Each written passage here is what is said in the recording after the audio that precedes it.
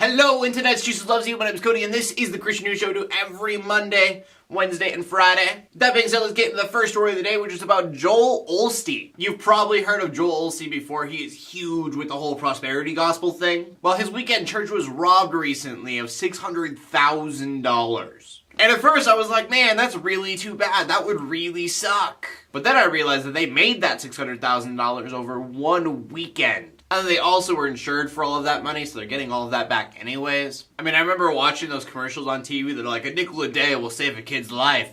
$600,000? I'm pretty sure you just saved, like, everyone's life. Also, so you know some actual facts about this story. When the robbery happened, it wasn't technological in any way. They just broke into a safe in the building. And so the church lost cash, checks, and churchgoers' credit card information. And the credit card information is probably the most worrisome thing, but the congregation was notified immediately. So yeah, kind of a tragic event, but again, they're insured for it, so it really isn't that big of a deal. Unless the thief is a criminal mastermind, because I'm sure there's a lot of dangerous things you can get for over $500,000. Our next story brings us to Harlem, which is a little bit more tragic than insured money. Around 9:13 this morning, there was a call about a gas leak in one of the buildings. Then about 9:20, a few minutes after that, there was a huge explosion, sending debris into the streets. And then at about 10:30, two buildings collapsed, killing at least 2 people, probably a lot more, and injuring at least 11. People in New York City are saying that they haven't seen so much smoke, fire, and a collapse of a building like this since 9/11. So, of course, just prayers to everybody who's being affected by this, whether they lost loved ones or they have lost their homes. And then, because I didn't want to leave on a super dark note again, our final story of the day is about a website called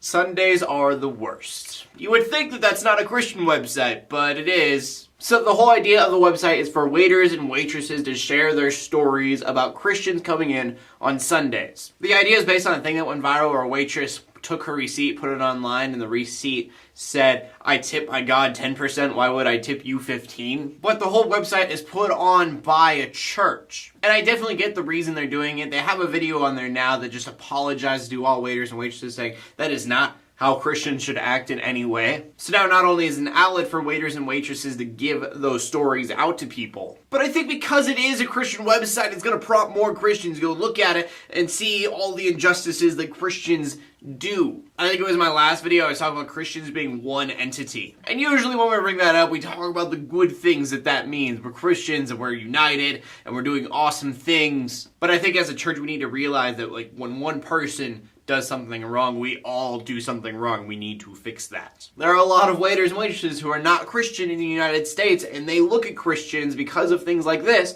and think that Christians are terrible people because a bunch of them don't tip right. And if you've never had a job waiting on tables, you probably don't realize how big of a deal that is, but you not tipping them is making sure that they don't get paid. Like, I don't know where I work at. There are days that it's crazy busy and they're gonna make money no matter what, but if it's not one of those days, then they are barely making minimum wage. Also, just remember when you tip people out, you're not just tipping them out. The people that brought you your food and everything, if they weren't the waiter, they're probably tipping them out as well. Like for me, I run food out to tables. I get 4% of every waitress's food sales. So if you pay them 15%, they're only getting like 11% of that. Plus, I work at a bar, so they have to tip out to the bar as well. So 15% isn't just being polite. It's kind of like if you don't pay 15%, they really don't make any money. So I just wanted to clear that up. I was thinking about it. I'm like, maybe not everybody knows that. So as a church, we do some awesome things, but we also do some very incredibly terrible things. And I believe that as a church, we need to be the ones going out and trying to change this. So I commend SundaysAreTheWorst.com. Just kind of put yourself in their shoes. You go out to Sunday brunch with everybody, and then the waitress helps you and everybody else that just got done with your church. And then you guys leave and you don't tip anything. It sucks. So I'm going to end it with that and something that I read yesterday that I just thought was really profound that kind of has to do with this, but not really. As Christians, we need to realize that it is not us versus them. We think the world is evil, therefore we need to be against them. It's us for them. It's for the world because the world is broken and we need to help the world as much as possible. So yeah, not us versus them, us for them. That brings me to the question of the day. The question of the day today is, what is the worst job you've ever had? For me, I used to work at a Golden Corral, which wasn't a big deal, but making pizzas. There was a certain station where you made pizzas the entire day, and that was the most awful thing in the world. I think any job that makes you hate pizza is definitely, most definitely of the devil.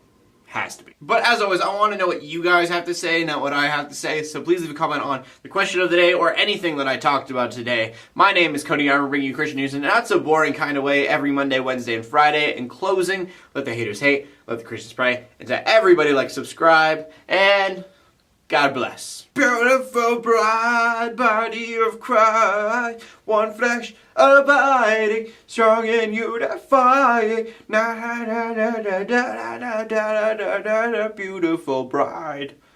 It's Flyleaf. Come on, guys.